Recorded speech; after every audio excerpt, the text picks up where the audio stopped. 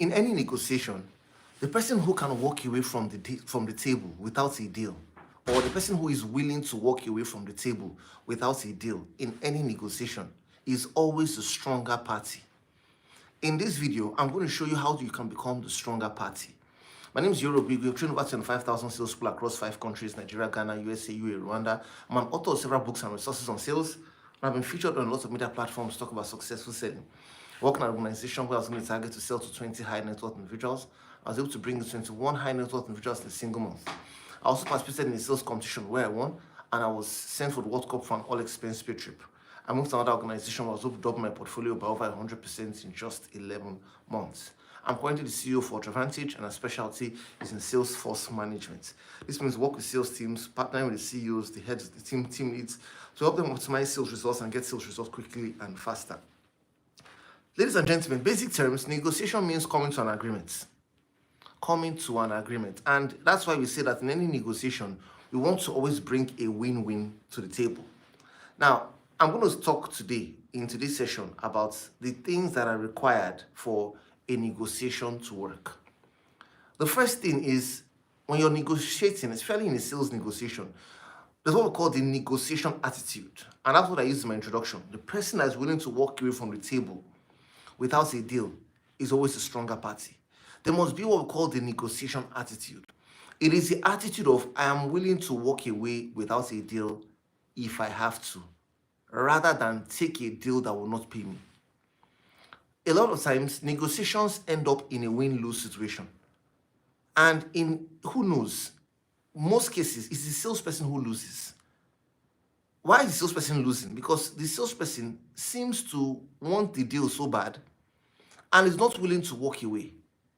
Therefore, he compromises and goes below the cost price, goes below the price he can afford to give, and says half bread is better than none. A bird in the hand is worth more than 10 in the bush. You know, all those proverbs that make people not negotiate and fight for what they really want. You see, a negotiation is like a fight. It is not a fight with the person, but it's a fight with your beliefs. It's a fight with what you want versus what you believe you really deserve. So it's a fight. So you have to convince yourself. And that's why you see, to negotiate successfully, you must first negotiate with yourself. Agree with yourself. See, what am I worth?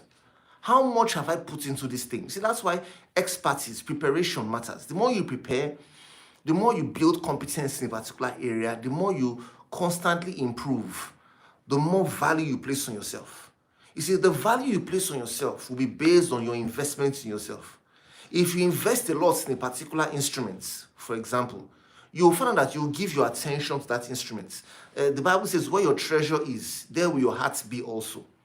And when we talk about treasure, treasure is money, treasure is time, treasure is sweat. So how much time are you putting into your growth? How much sweat are you putting into mastering your skill? How much money are you putting into learning new things? That will demand and determine the value you place on it. The more you meditate and remind yourself of your past experience, all you have been through to get to where you are today, it raises how you see yourself and raises your value. And that's why, you see, the attitude is key. How you position yourself in a negotiation. And you see, this positioning, a lot of times, is not really about what you tell the client or how you talk to the client. It's about the internal conversations that happen within you. Your internal conversations. Now, I understand that sometimes everybody's in different phases of their life. There are people who they've gotten to the point where they can walk away. It could be that they have they have enough money at the moment. It could be that they have a lot of transactions, a lot of sales in the pipeline. Therefore, they are willing to walk away. There could be several factors that are working on your behalf. Some people say, never negotiate on an empty stomach. This means don't negotiate when you're hungry. Don't negotiate when you're broke. If you don't have any money, you want to not negotiate. Anything the person gives you, you will take. And you'll be selling yourself short. Remember, when you negotiate, how you start will determine how that relationship will continue to work. If you negotiate and negotiate really low, you find out that going forward, that person, their referrals, their contacts, they will all want to negotiate with you at a very low level. So don't sell yourself short. Prepare with the right attitude. Now, like I said earlier, there are seasons of people's lives. There are people who, at a particular point in time, maybe at this point, you have a lot of resources, you have a lot of prospects. Yes, you're positioned to walk away, and that makes you stronger in the negotiation. But there are times when you may need to make a compromise. If, for example, like I said earlier, you don't have any resources at the moment, you don't have any money, you don't have enough prospects, and you really need this business at that point in time. At this point in time, you may need to make a compromise. However, it can't be that this compromise should only happen once in a while. It's more like 1/10. This means for every 10 deals you negotiate and walk away from, if it doesn't pay you, you should have maybe one, maybe 70/30, maybe 7-3. You should have maybe 1 to 3 that you just take that deal just because of the current situation or the current circumstances you're in. But it shouldn't be like that all the time. Now, the second thing is the negotiation environment. I'll talk about negotiation attitude. The negotiation environment. These are 3 factors that make negotiation possible and effective for you. The negotiation environment. Which is better? Depending on the size of the transaction, it may not be appropriate to perform a negotiation over WhatsApp or SMS. It may not be appropriate over emails, because these communication tools are one-way communication tools. This means when the person sends you a message, the person can decide to respond later or any other day. And that would affect and delay the negotiation. See, think of a negotiation like a factory. The goods are moving from one point to the other. If you turn off the button, it will delay how fast and how long the goods will get to the other end of the factory, which will also affect the quality of the products. It will affect some of the products that you're moving across the factory line may get worn out, they may get ineffective, they may not be able to, they may affect the final outcome. So don't delay. You don't want to send somebody a chat and you're trying to negotiate and the person responds to you 2 days time. You wouldn't get the best deal, of course. Is a phone call better? Maybe, depending on the size of the transaction or depending on how valuable that transaction is to you. If it's a phone call, maybe you can at least be able to engage on the phone and talk back and forth. But the best medium, the best environment for a negotiation is a face-to-face engagement. Whether it's virtually, over a Zoom call and your cameras are turned on, or face-to-face in person. Because with this, the person, you see, when we talk about face-to-face, virtually, going for meetings, it is not about you per se. You may know what to say via SMS or on the phone. The issue is that the person on the other end, the prospect, will they understand you? The person you're negotiating with, will they understand you? If they don't understand the value you're bringing to the table, you will not get a good deal. So that's why you want to create an environment that makes it easy for the person to be able to work with you, to be able to give you the attention, to be able to listen to you and understand what you're saying effectively. Then number 3, you want to negotiate with the right person. You want to negotiate with the right person.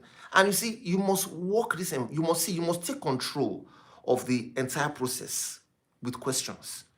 You use questions to move from one level of negotiation to another. What am I trying to say? For example, I've talked about the right attitude now. You use questions. The right environment, use questions. Speaking with the right person, use questions. When we talk about the right attitude, I said you want to make sure that you ask questions around what the person stands to gain or lose from this transaction. So that way you know what area of strength you stand to play in this engagement. When you talk about the environment, you want to ask for a possible face-to-face meeting. You want to do every other thing and possibly reschedule for another meeting to conclude the negotiation discussion. When we talk about negotiating the right person, you want to be sure that the person you're speaking to is the person who can pay or has the authority to sign off for a payment. So if you're negotiating with the wrong person, you will not get a good deal. If if a prospect brings someone between you and him, they are doing that because they want to get a better deal. This means maybe for example, real estate now, instead of you having to meet with the owner, with the buyer, he sends you a lawyer and you're negotiating with a lawyer. Of course, he's trying to do that because he wants to get a better deal, but it's not a problem. If he's sending a lawyer, it may just be a sign to you that he has a lot of money, because definitely he's going to have to pay that lawyer some big bucks.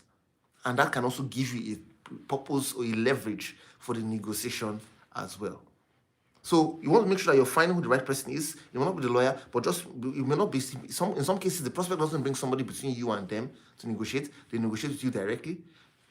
And in some cases, you possibly have to ask for that meeting or that platform to have the negotiation sometimes. I'll close with this. I remember when one of our students was about to do a negotiation and he said, I can't seem to get the client. The realtor is between me and the client. This was such a smart move. Do you know what he started to do?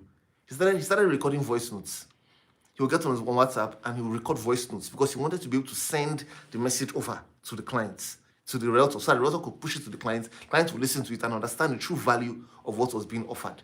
You see, that's why he was trying to bypass the person who seemed to be a middleman to be able to get to the other end and engage the clients themselves. So I'm just telling you that when it comes to negotiation, these are some creative tactics you can use to get the right environment for you to win.